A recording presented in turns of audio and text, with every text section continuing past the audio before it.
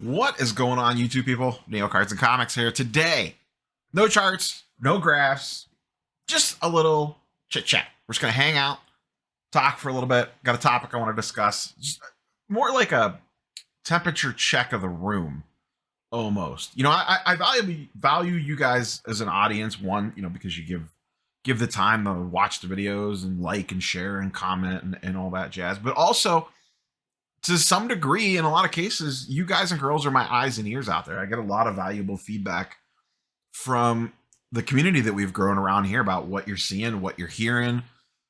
A lot of dealers DM me that have, found me through the YouTube channel to give me like vibes on their local shows or like bigger shows that they set up at and all that. And I kind of want to talk through something. And I also kind of want, your guys' feedback on what you're seeing, feeling, whether it's at a show or eBay or whatever. And that's just kind of the general sense of, are we kind of in a good place now? Like sports card market / hashtag the hobby / whatever you want to call it. Maybe it's just me. Things feel kind of normal almost right now. Grading's back to semi-normal. You could send cards in and you get them back in a reasonable amount of time. You spend a reasonable price to get those cards graded. You have multiple good grading company options to choose from depending on your preference. You're not pigeonholed into one or the other. I feel like we're finally getting to that point where cards have turned over enough that, and don't get me wrong, there's still a lot of this out there, but more and more people are not tied to a late 2020, early 2021 comp anymore on stuff. Is that stuff still out there? Yes. But the further we get away from that, the more that inventory changes hands, and the less likely that the person that bought at 2021 for a stupid high amount is still the same person holding that card. So the person holding that card is tied to a newer, probably much lower comp, and is probably more willing to work off a reasonable number. Shows to start the year, the vibes that I'm getting, at least from what I'm seeing with my own two eyes, and also what I am hearing from other content creators, from people that don't create content but are going at shows or setting up at shows, seems to be good. I have a lot of small, like 50 to 75 table shows here in Northeast Ohio. I try to hit at least 2 to 3 a month at minimum. And they've been packed since Christmas. Since January and February to start off so far, they're slamming. I've talked to dealers that set up locally, dealers that set up nationally in some cases, and they're doing extremely well.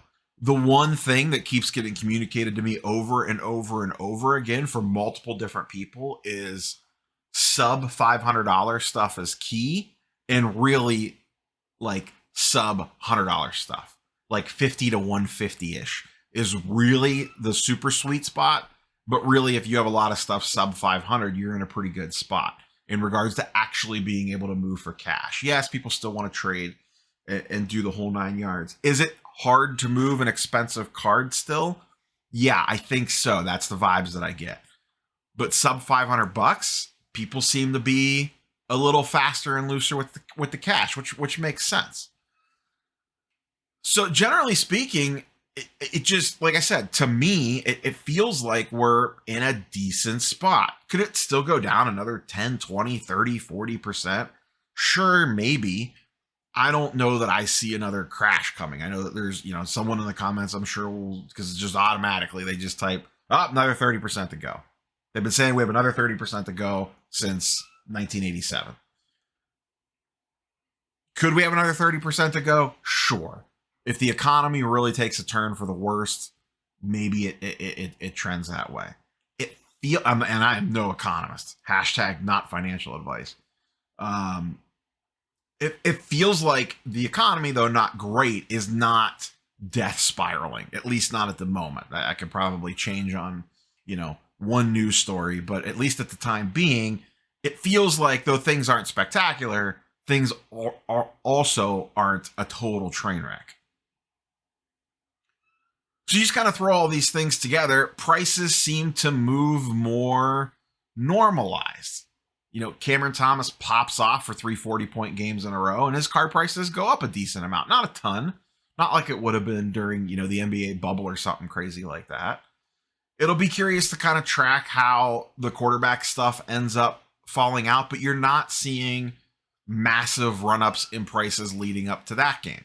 You're seeing very stable, what I would almost consider like normal growth patterns. Pokemon, non-sports, TCGs, that sort of stuff is going super strong. Pokemon's in a great place right now. It really, really is. Even, some ultra modern sports card wax is doing well. Bowman Sapphire, I'm recording this Wednesday evening, went up today at $179 a box, 10 box max per customer, and that stuff sold out in, I think, 30, 40 minutes. Luckily, a couple people ping me. I always appreciate that, saying, hey, this is up if you haven't seen it. Sometimes I've seen it, sometimes I haven't. In this case, I hadn't. Grabbed 2 boxes and then immediately regretted not buying more. They're already on eBay for $300.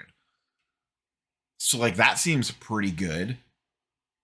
Wax prices in general, from an initial purchase perspective, seem to be finally starting to slowly trend in the right direction. Is some baseball product more expensive than we'd all like it to be? Yes. But it feels like on the basketball and football side, on the Panini side, we are finally starting to see prices creep down. Now, I'll bite my tongue on this. We are about to get 2022 NFL Prism. It's been previewed. I'll probably do a video on it. I'm waiting for the prices to kind of come out for what boxes are going for before I talk about it. But 2022 Prism is coming for football. I think that's going to be very telling at what that gets priced at. It is not a good product in regards to a chase. There's not a good marquee player in that set. Pickett and Purdy are fine, but you are not, breaking the bank on those two. There's a couple interesting position players, but it's nothing crazy. The 2022 class is going to be a little bit rough. To be honest, the 2022 NBA class is not super spectacular. There's some intriguing names. Paolo's been really good. Chet's a great unknown because he got hurt. And there's some other guys performing pretty well. But with Banchero being on the Magic, no one really kind of talks about him. He's having a great year. That team's feisty. No one really cares. You don't really hear a ton about him. I think this could be a potentially weak class for NBA product. So it'll be interesting to see what that gets priced at. But generally speaking, you're seeing this stuff come out at slightly more reasonable prices. I think I saw NBA Hoops came out at like $125 a box. That seemed a little high, but also we're still in an inflationary environment. Things are never going to be as cheap as they were in 2018, 2019. You're not going to get a hobby box of Hoops basketball for $75 anymore or whatever it used to be. It's going to be more expensive. So factoring that in, and the fact that the hobby's a lot more popular now than it was before, that sitting at around 125 to me seems okay. It's not great, but it seems okay. Topps Update Sapphire came out at 125 a box. That seemed like a ridiculously good price, and it was, and immediately sold out, and those boxes were like $250, $225 a piece. On the flip side, to be fair, Topps Chrome Update, kind of a disaster of a product. There's still some messes out there for sure, but generally speaking, and it's like a glacier, it's moving slow. It does feel like wax prices are slowly coming back in the line. Like I said, I'll be interested to see what 22 Prism looks like. I know personally speaking, my eBay sales have been way up. I got a PSA submission back this week, that bulk sub, the $15 special that I sent in December. Got back into my hands earlier this week. The reveal video for that is recorded. It'll probably go up next week sometime.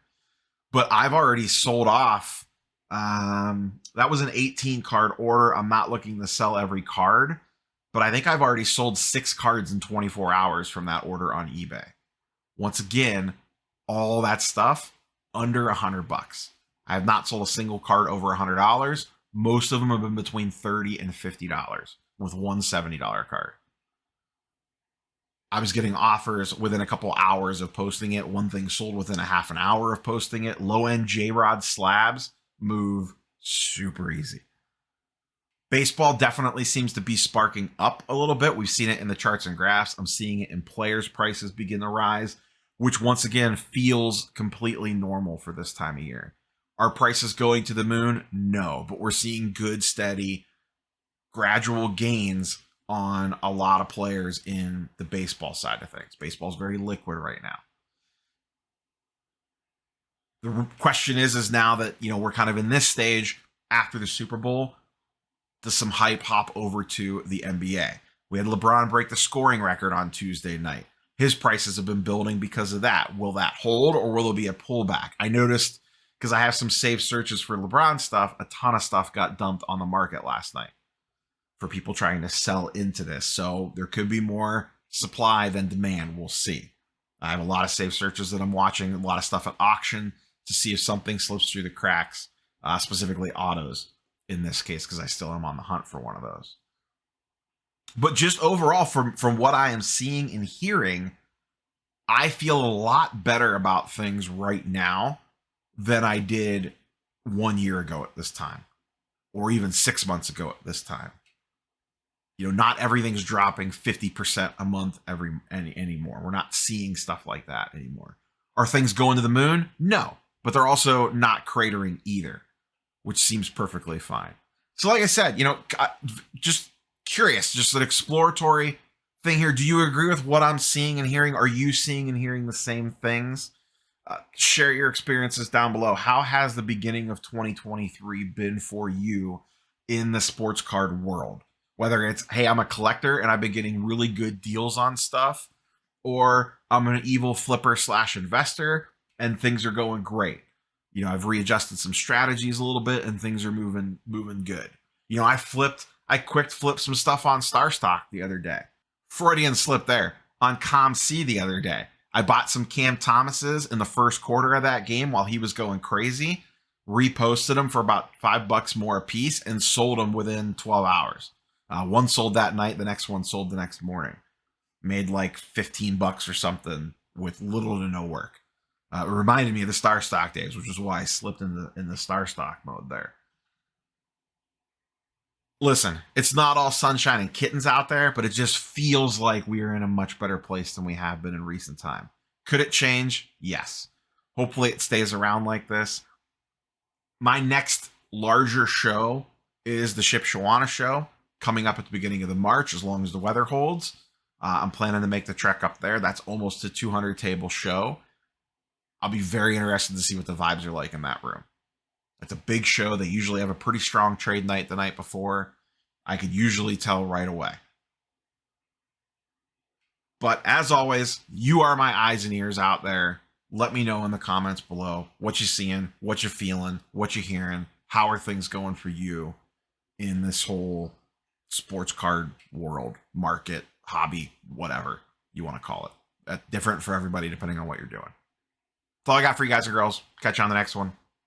Peace.